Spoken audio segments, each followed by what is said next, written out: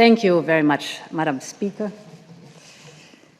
Prime Minister Golob, dear Robert, President of the National Council, honorable members of the National Assembly of Slovenia. It is a great honor to address this noble house, although we gather here in dramatic circumstances. In recent years, I visited Slovenia regularly, and I have enjoyed the incredible beauty of the landscape, of its nature, and the amazing hospitality of its people. So it breaks my heart to see and to be back on such a sad day and to witness the full scale of the devastation. Slovenia is known as the sunny side of the Alps. But last week, a month's worth of rain fell over Slovenia in only one day. Your idyllic landscapes turned into a hell of water and mud. Not even this alpine paradise has been spared by the impacts of climate change. Today, I could see with my own eyes the damage and the destruction caused by the floods. The storm wreaked havoc in 2/3 of Slovenia. The water has washed away all sorts of critical infrastructure, from bridges to electricity lines. Thousands of families have been evacuated. Almost all businesses in the hardest hit areas are affected, and tragically, 6 people have lost their lives. It is a national and a European tragedy. But against the force of nature, the people of Slovenia have reacted with courage and kindness. Your response has been outstanding. An entire country has mobilized in incredible speed, preventing an even greater loss of life.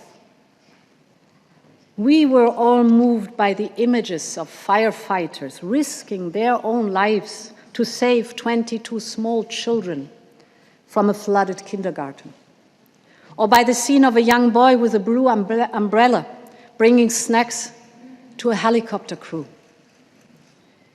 These are the pictures that will be etched forever in our memory. And there are countless other stories like these. Every Slovenian has tried to help. Everyone. Volunteers have protected vulnerable buildings with sandbags. Supermarkets have offered food. Hotels have opened their doors to evacuate people. Let me borrow the words of the Delo newspaper and say, the whole fabric of Slovenian society is made of solidarity. End of quote. And I would like to thank each and every Slovenian for that. Hvala lepa, Slovenia. This wave of solidarity has happened under the outstanding leadership of Slovenia's civil protection, together with the whole government and with local authorities. This was excellent cooperation and coordination. All political forces have come together in a spirit of national unity. And the results of this national mobilization are already showing. I think, for instance, about those villages that have been completely cut off from the rest of the country because of the floods, like Černa, which I visited today and I saw it with my own eyes. I was told that Černa was for 2 days, it was impossible to reach the village and even to communicate with residents because of the lack of mobile connection. People didn't even know whether their friends and family were alive. But then everybody mobilized to reach out to the village. Army and civil protection, firefighters and police, mountain rescuers and Red Cross, together with volunteers from all walks of life. I saw it with my own eyes today, and it is impressive and heartwarming.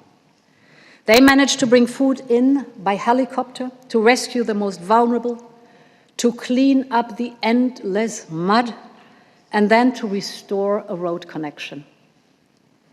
Thanks to their tireless efforts, they brought hope where there was only mud.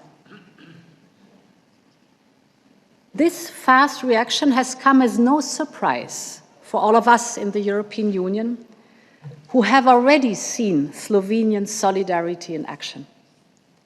When your neighbors in Italy were struck by floods, and when a devastating earthquake hit Croatia, Slovenia was among the first to send in water pumps and rescue teams, and this has not been forgotten.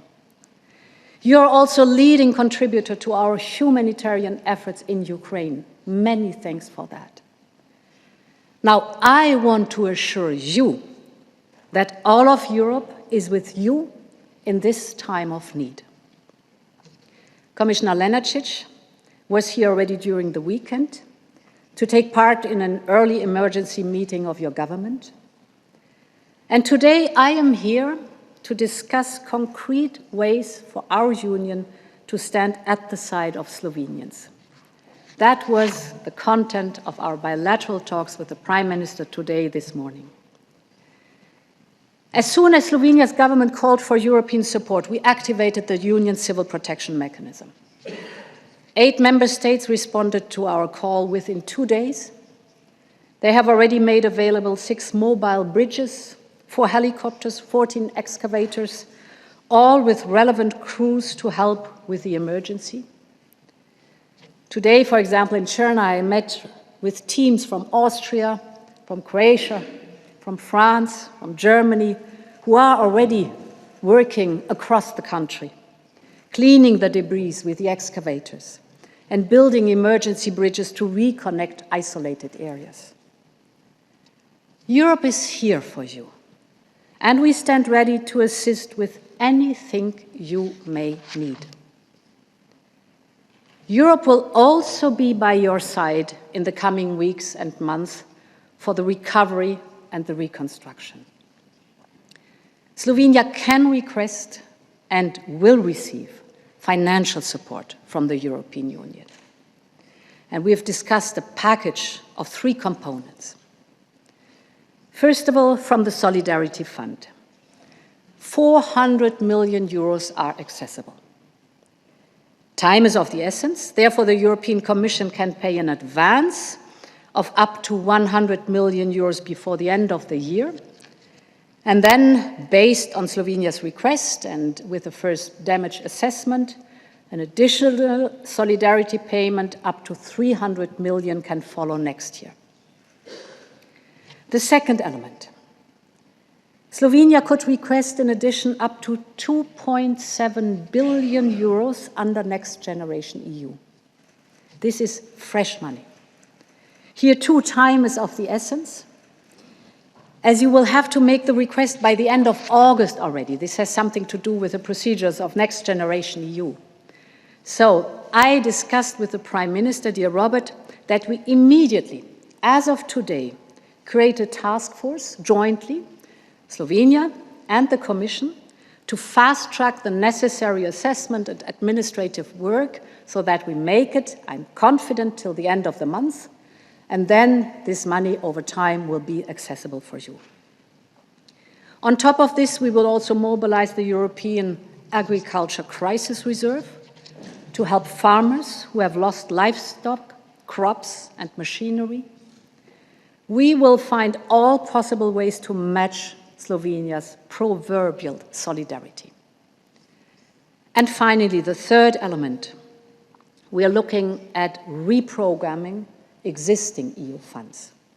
And here I'm speaking in particular of 3.3 billion euros in cohesion funds for Slovenia that can be used until 2027.